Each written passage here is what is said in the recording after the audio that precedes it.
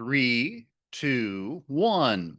Hello, I'm Jason Dynison, enrolled agent, speaker here at MyCPE, presenting on a lot of different subjects.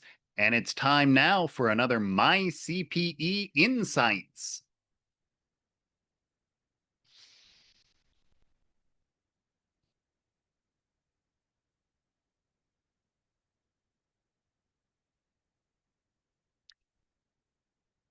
Three, two, one. Well, we start with Claire's, a company that you see in a lot of malls, or at least you used to. They do still exist, but they've filed for bankruptcy again for the second time in 7 years. So they're having a lot of problems, including a $500 million loan that matures at the end of 2026. And the company, even before this, has been showing losses. If we look at that first paragraph, their UK arm had 181 million US dollars in sales, but 4 million pounds in losses. So 136 million pounds of sales, which is about 181 million dollars, and they still had a loss. Now they've got this debt that's maturing at the same time that tariffs are going into effect. And a lot of the stuff that Claire's sells is stuff that they import from a lot of the places that are getting hit with tariffs. And so the company is projecting problems with it. And not just the tariffs. Right here, the CEO talks about it: increased competition, spending trends, a shift away from brick and mortar, their debt obligations. All of these things are causing a problem with Claire's. Not to mention, I guess he does mention shift away from brick and mortar. In the US, a lot of malls have been dying for years now. And so it's just kind of a big storm cloud that has been brewing for Claire's. This company actually started in 1961 and is synonymous with shopping malls. They're in most malls in America. They first filed for bankruptcy in 2018 to get rid of 1.9 billion in debt after a private equity buyout a decade earlier. And now they're filing for bankruptcy again. This isn't just the US operations. Their UK side has 280 outlets, and they're exploring solutions to their problems in the UK, potentially insolvency or selling. Well, if you're a sports fan, or even if you're not a sports fan, this is big news here. Disney reported 5.3 billion in net income last quarter, exceeding their estimates a lot. Theme park attendance is still pretty strong. And ESPN, which is owned by Disney, is going to obtain the NFL Network, NFL Fantasy, and cable distribution rights for Red Zone. And in exchange, the NFL will acquire a 10% equity stake in ESPN, worth somewhere between $2 to $3 billion. And this article on MyCPE has some charts and such. NFL Network has been around since 2003 and has been something that NFL fans have tuned into for around-the-clock coverage of the NFL. And now broadcasts of games are sometimes held on NFL Network. And, the NFL, ESPN, Disney, the NFL hasn't been part of ownership, but ESPN is owned by Disney. And so now there's equity with the NFL buying into ESPN, 10% equity stake. And ESPN is dropping a new streaming platform soon, $29.99 a month.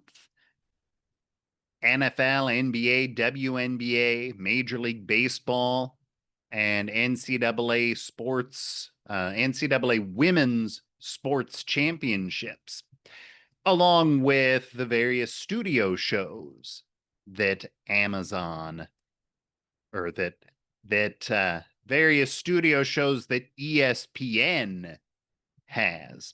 And as the article says, they're kind of becoming the Amazon Prime of sports. How much money are we talking about? Disney, approximately 88.9 billion.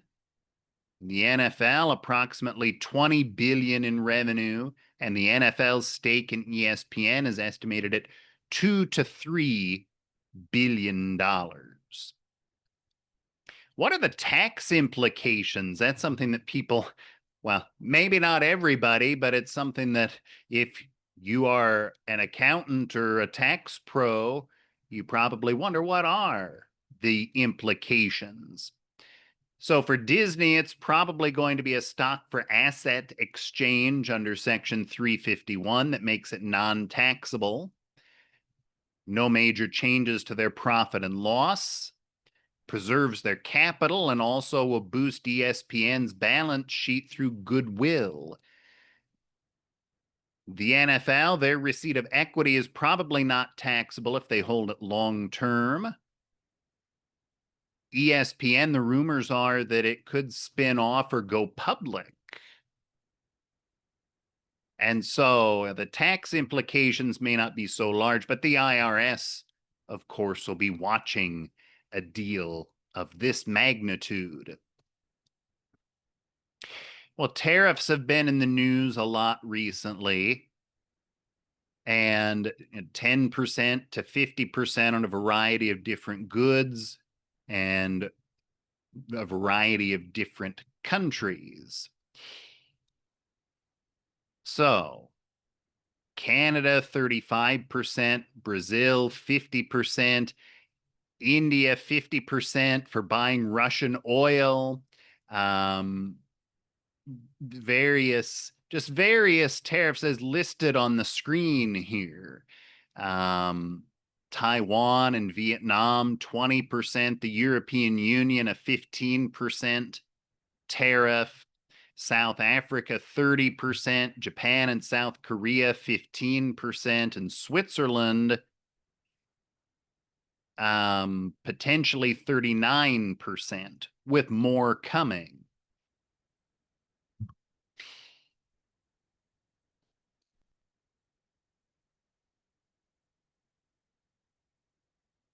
We always like to talk about AI in these MyCPE insights. And who's watching the AI? So Ernst & Young and the Association of Chartered Certified Accountants, ACCA, are recommending some kind of audit of AI. AI is not something that is just kind of a little sideline thing that's out there anymore. It's something that you have to be using in the business world, especially if you're a tax pro. Even if you're a small-time operator, AI is the way of the world. And I saw an article the other day that one of the big CPA firms in Australia has developed its own AI brain using the Australian tax code that's been fed into the machine, along with various like writings and such of partners in the firm have been fed into it.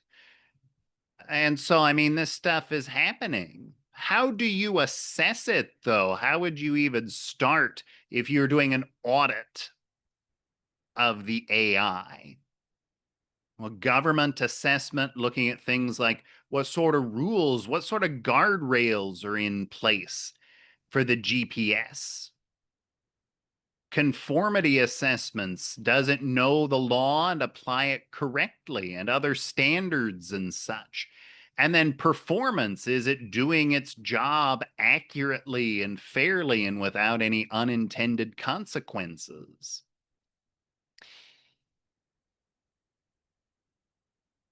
Will there be regulations of AI? This is all developing technology that, I mean, we may have known about it a few years ago, but it wasn't necessarily in the forefront. Now it is in the forefront. Nearly 70 countries have launched policy initiatives relating to artificial intelligence.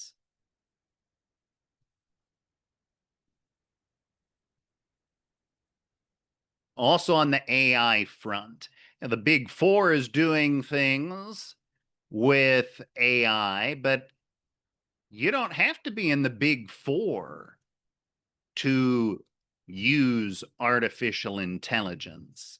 They have the deep pockets and the people power to devote to developing these things, but mid-sized players can do things too. Leaner teams, fewer technical handcuffs, and more agility compared to the gigantic firms. And so you've got firms building AI that integrates into compliance and even portfolio management through agility, by not just reacting to things that are happening, but anticipating future needs and future problems. Now, one thing I would say is that whether you're an accountant or you're a financial advisor, you always have to think about what does the AI know? What are you feeding it? Are you giving it client specific things? And those are things you have to be careful about with privacy rules and such.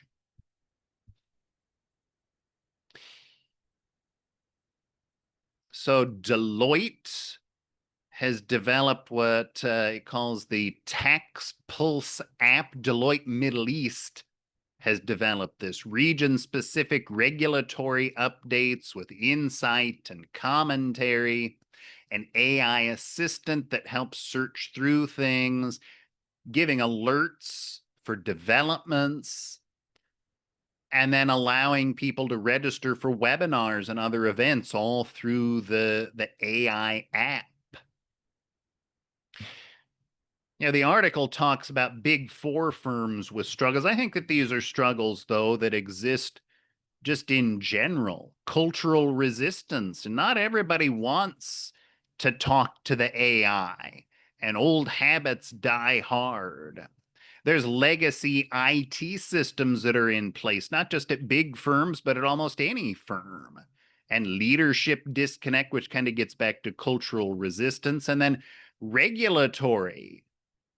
You're deploying AI, you got to be careful what you're doing with it. President Trump has floated an idea for excluding capital gains on home sales beyond the current Section 121 exclusion. So the Section 121 exclusion, if you prepare tax returns, you're almost certainly familiar with that. That came about in 1997. And back then, the $250,000 exclusion for single filers or $500,000 for married filing jointly was quite large. As time has gone on, there's never been an adjustment for inflation. If it had been adjusted for inflation, The single cap or single exclusion amount would be over $600,000. And so married filing jointly would be double that at 1.2 million. And there are places in the country where home values have increased 500% since the 1990s. So there's been chatter. Representative Marjorie Taylor Greene has put out a no tax on home sales act, and President Trump has mentioned that he supports this idea. And then there's some charts here on, how home sales and values have risen through the years. California, so capital gains over 500,000, which would be taxable even if you're married filing jointly. Those home sales that are subject to capital gains tax, 37% of them are in California, even though only 10% of transactions nationwide happen in California.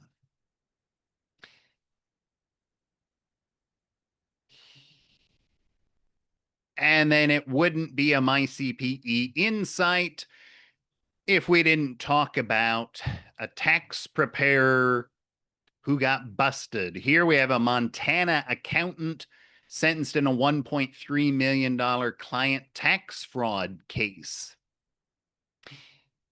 So this guy and an unnamed individual in Connecticut have both been sentenced for embezzling client tax payments. 2 years in prison, 1.3 million of client tax payments. So between 2016 and 2021, this guy ran 2 firms serving clients in Montana, Washington, and Oklahoma. And many of these businesses were cash-intensive businesses in the medical marijuana industry. And the way that he pitched his services was that he'd calculate everything and accept cash payments. A lot of these businesses in the medical marijuana industry, it's legal at the state level, but not at the federal level. So it can be difficult, if not impossible, to get bank accounts opened. And so he said, you could pay me in cash and I'll take care of all of your IRS debts as well. And, these kinds of things, in my mind, I always wonder when these tax pros are doing these things, like, what are you thinking? What's the end game? It's going to fall apart at some point. You get by with it today, but what about down the road? Well, this all started to come apart in 2019 when, he was taking cash from these clients to pay tax liabilities, and the liabilities weren't being paid. Obviously, the IRS started to say, hey, what's going on here? And so the IRS didn't know what was going on at first. So, of course, they contact the business and say, hey, you owe us money. So, and the business would contact this guy, Clausen was his name, and he said, don't talk to the IRS. I'll take care of it. His way of taking care of it was lying to the IRS by saying the company had cash flow problems and making other false statements designed to slow the IRS down. And prosecutors pointed out that's not just evasive, it's deliberate.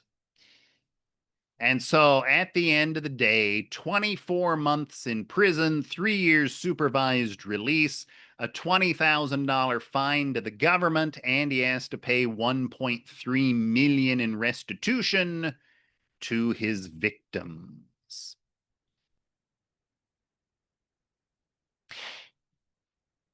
Well, we do these MyCPE Insights every couple of weeks on MyCPE One to give you the latest information on what's happening in the tax and accounting world. So join us again next time. I'm Jason Dynison saying so long until next time.